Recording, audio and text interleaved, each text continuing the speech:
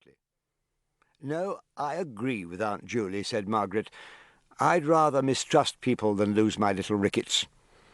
There are limits." Their brother, finding the incident commonplace, had stolen upstairs to see whether there were scones for tea.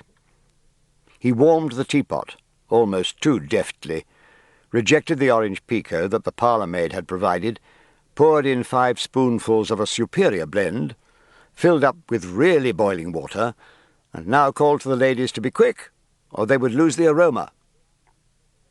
"All right, Auntie Tibby," called Helen, while Margaret, thoughtful again, said, "In a way, I wish we had a real boy in the house, the kind of boy who cares for men. It would make entertaining so much easier." "So do I," said her sister. "Tibby only cares for cultured females singing Brahms."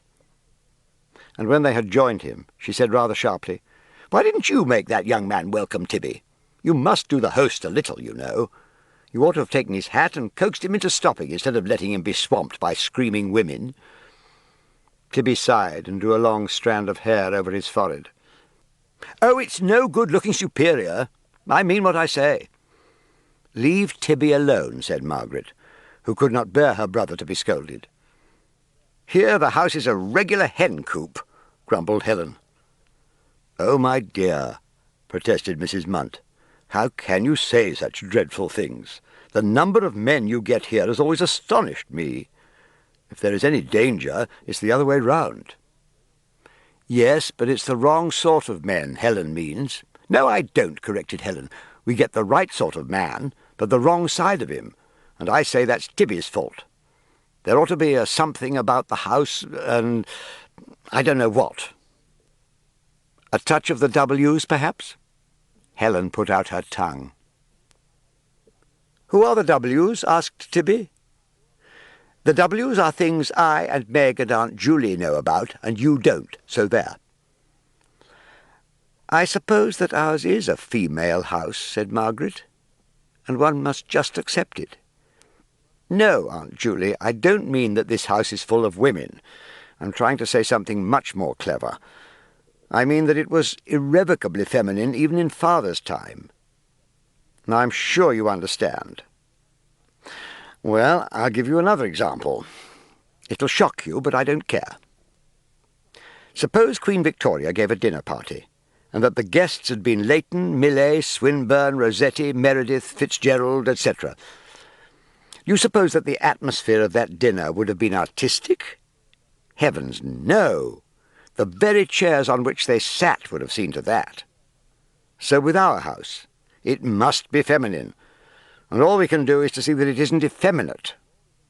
Just as another house that I can mention, but I won't, sounded irrevocably masculine, and all its inmates can do is to see that it isn't brutal.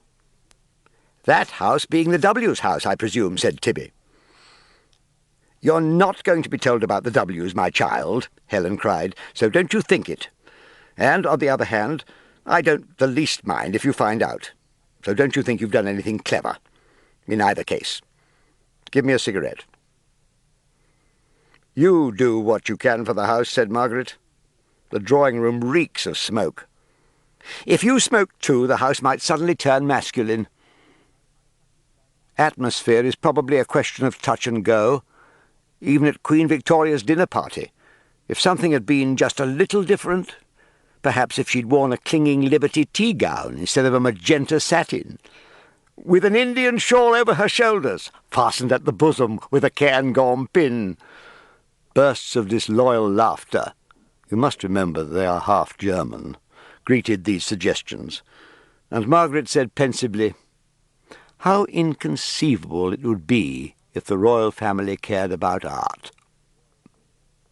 And the conversation drifted away and away, and Helen's cigarette turned to a spot in the darkness, and the great flats opposite were sown with lighted windows which vanished and were relit again and vanished incessantly.